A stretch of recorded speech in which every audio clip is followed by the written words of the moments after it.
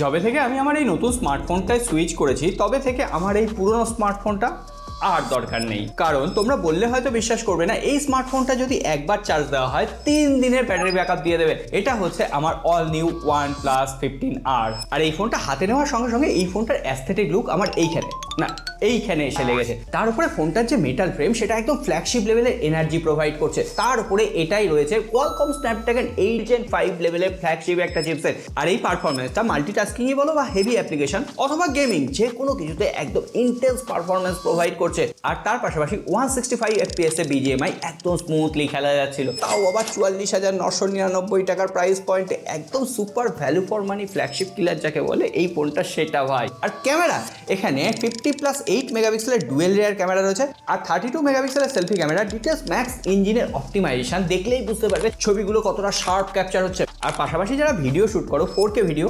120 FPS এ একদম cinematic ভাবে তোমরা এখানে রেকর্ড করতে পারবে বস। আর কি যেন একটা বাদ গেল, এখানে 1.5K রেজুলেশনের একটা সুপার অ্যামোলেড ডিসপ্লে রয়েছে। 165 হার্টজের রিফ্রেশ রেট, যখন ডিসপ্লেটাকে টাচ করছি না আলাদাই একটা ফিল আসছে। আর এবারে OnePlus তার আইকনিক প্লাস কি অ্যাড করেছে, এটাকে তোমরা কাস্টমাইজ করতে পারবে। এমনকি এটাতে জেমিনাই ইন্টিগ্রেটেড মাইন্ড স্পেসকেও অ্যাড করে রাখতে পারবে। পাশাপাশি out of the box Oxygen OS 16 clean এবং ফাস্ট ইন্টারফেস, তার উপরে ম্যাসিভ 7400 mAh এর ব্যাটারি দিয়ে এটা হচ্ছে উইদাউট কম্প্রোমাইজড একটা ফ্ল্যাগশিপ কিলার OnePlus 15R। এরপর বাকি স্মার্টফোনটা তোমাদের কেমন লাগলো অবশ্যই জানিও। আর চ্যালেঞ্জ থাকলো, এর থেকে বেটার কোনো স্মার্টফোন যদি এই প্রাইস রেঞ্জে খুঁজে দিতে পারো তাহলে এই ফোনটা তোমাদের।